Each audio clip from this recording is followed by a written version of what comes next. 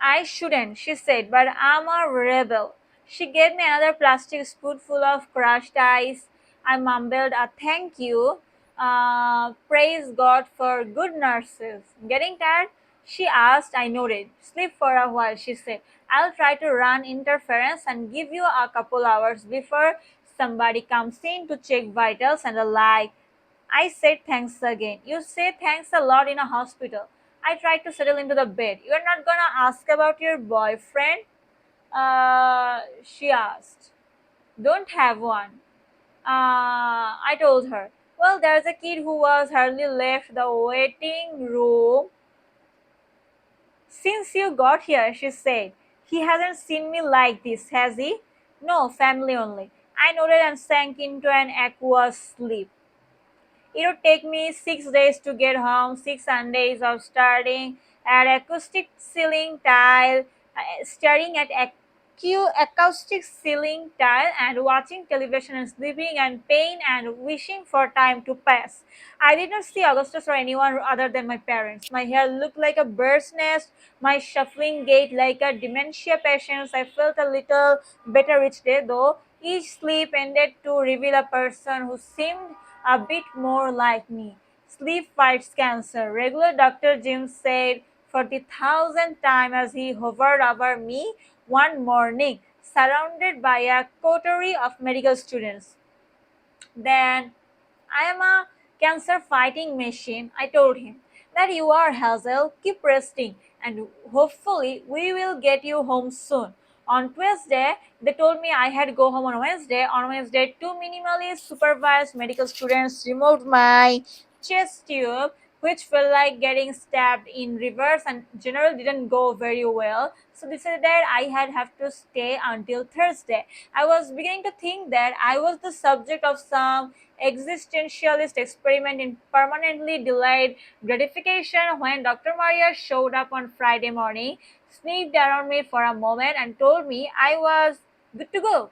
So mom opened her oversized purse to reveal that she had my go home clothes with her all along. A nurse came in and took out my IV. I felt untethered even though I still had the oxygen tank to carry around with me. I went into the bathroom, took my first shower in a week, got dressed, and when I got, I was so tired I had to lie down and get my breath. Mom asked, "Do you want to see Augustus?" I guess I stayed after a minute. I stood up and shuffled over to one of the molded plastic chairs against the wall, tucking my tank beneath the chair. It tore me up. Dad came back with Augustus a few minutes later. His hair was messy, sweeping down over his forehead. He lit up with a real Augustus Waters goofy smile when he saw me, and I couldn't help but smile back. He sat down in the blue fox leather recliner next to my chair. He leaned in toward me,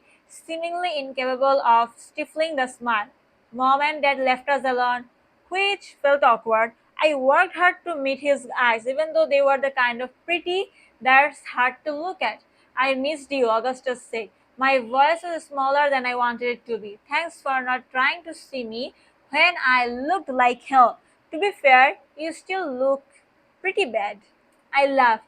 I missed you too. I just don't want you to see all this. I just want, like, it doesn't matter. You don't always get what you want.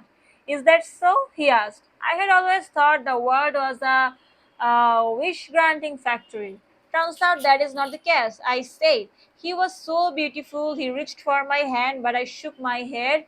No, I said curtly. If we are gonna hang out, it has to be like not that. Okay, he said. Well, I have good news and bad news on the wish granting front. Okay, I said. The bad news is that we obviously can go to Amsterdam until you are better.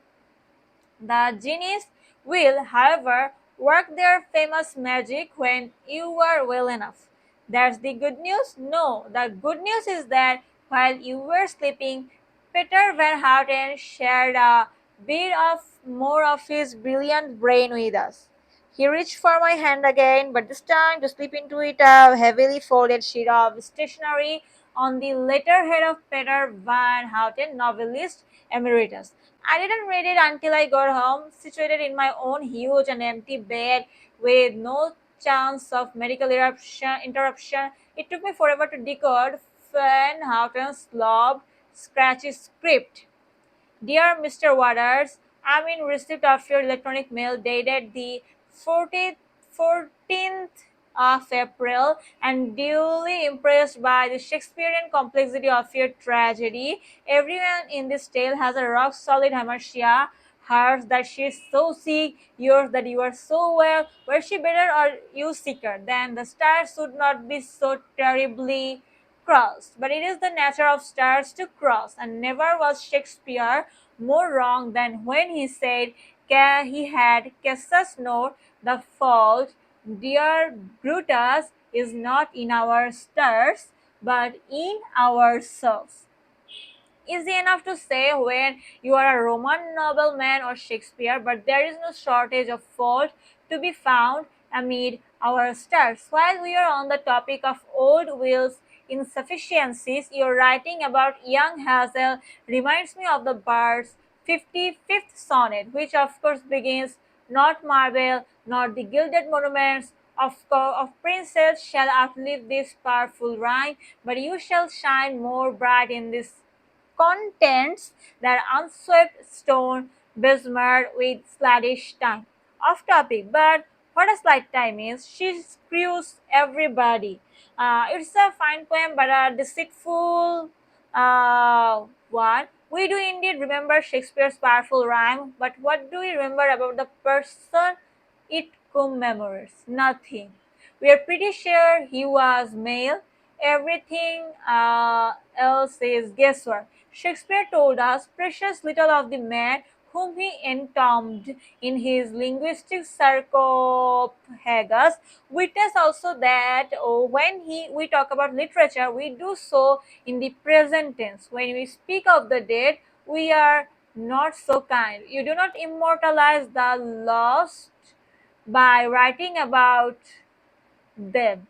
Language buries but does not resurrect. Full disclosure, I am not the first to make this observation. Safi, the Macleish poem, not marble, nor the gilded monuments, which contains the heroic line, I shall say, you will die and none will remember you. I digress, but here is the rub. The dead are visible only in the terrible, lidless eye of memory.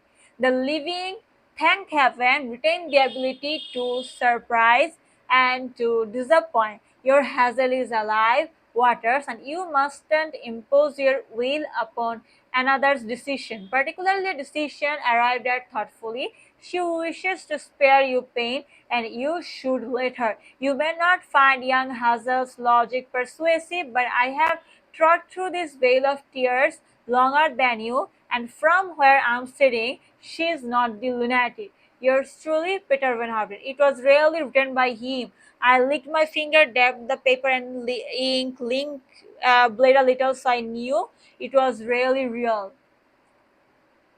Mom, I said. I did not say it loudly, but I didn't have to. She was always waiting. She peeked her head around the door. You okay, sweetie? Can I call Dr. Maria and ask if international travel would kill me?